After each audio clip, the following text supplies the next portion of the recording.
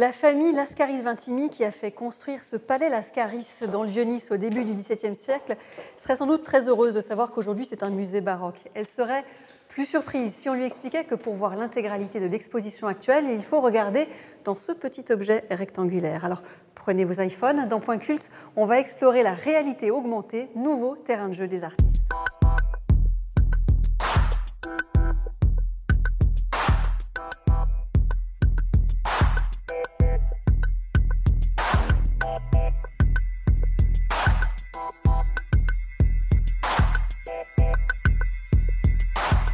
Caroline Chaland-Belval, ce sont vos œuvres qui sont exposées ici. J'en vois certaines avec mes yeux, mais pas toutes. Expliquez-moi.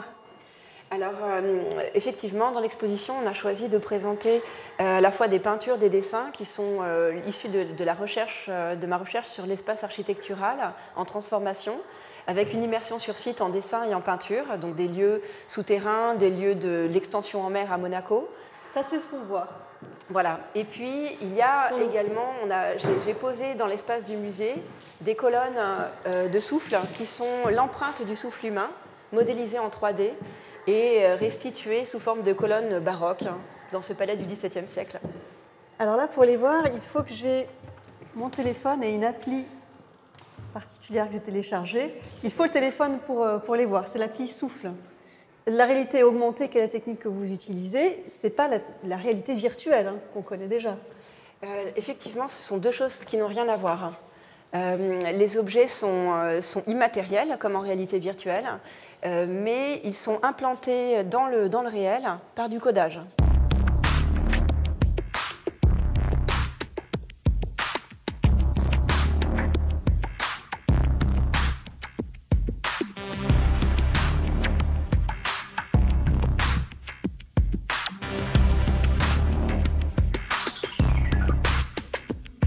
Les colonnes de souffle, les sphères, quelle est la correspondance? Alors, les sphères, en fait, sur les sphères, vous voyez, il y a des tas de traces de mains, en fait, et j'ai imprimé dans le métal l'empreinte de mes mains.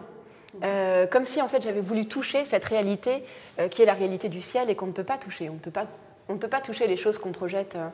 Voilà. Et les colonnes de souffle, ce sont les empreintes du souffle humain. La réalité augmentée, c'était ce qui était le plus cohérent par rapport à l'immatérialité du souffle humain.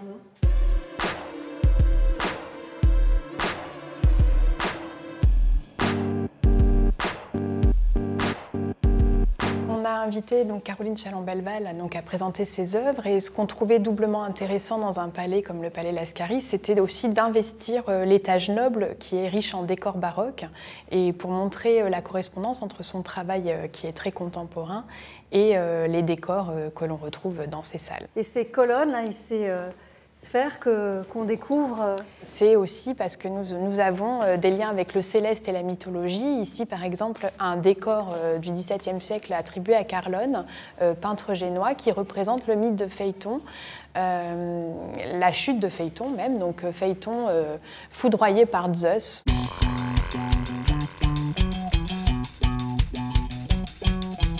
Dans mon œuvre, je ne sais pas, mais en tout cas ici, dans ce palais Lascaris, et dans les colonnes de souffle, oui, c'est baroque.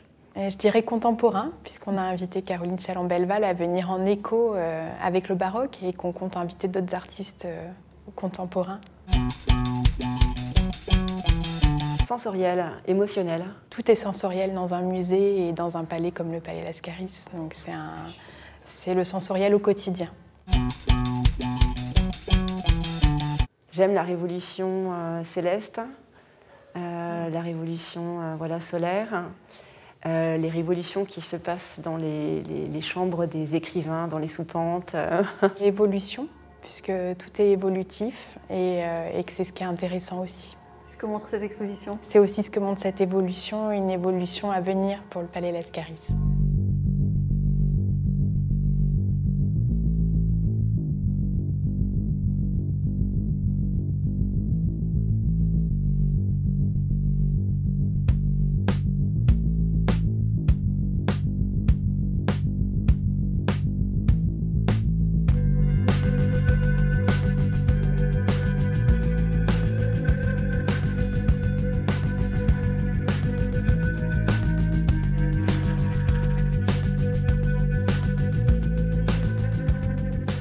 travaux que vous avez menés en collaboration étroite avec des chercheurs de l'université, qu'est-ce qu'ils vous ont apporté?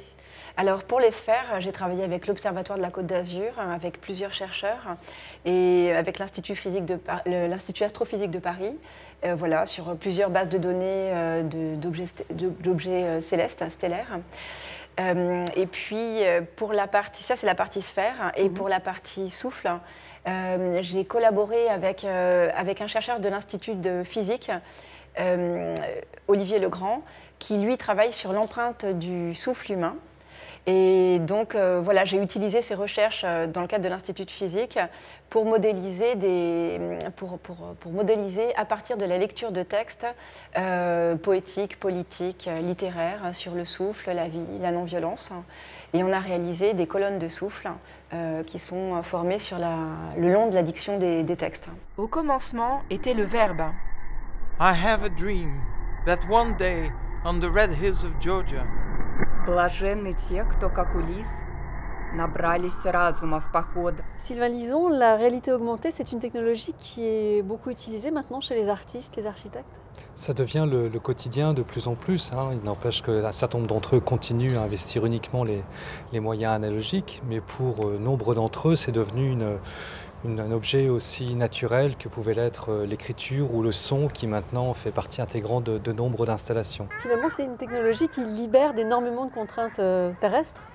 Alors qui libère en partie, qui en crée d'autres, puisqu'elle nécessite un certain nombre d'outils, notamment des outils de ce type-là pour les appréhender. Et c'est aussi une technologie qui demande de sérieuses compétences sur le plan technique, même si les outils deviennent de plus en plus simples à s'approprier, ce qui explique aussi la raison pour laquelle tant d'artistes les investissent aujourd'hui. Mais qui permet vraiment de créer à l'infini maintenant. Il n'y a pas de limite, la seule limite c'est l'imagination, puisqu'après en termes de consommables, vous n'êtes plus lié à un élément matériel. Donc la seule limite, c'est les capacités de calcul de vos outils et de stockage, et effectivement la capacité aussi pour l'utilisateur à pouvoir appréhender votre propre travail. Donc l'aventure ne fait que commencer. Absolument.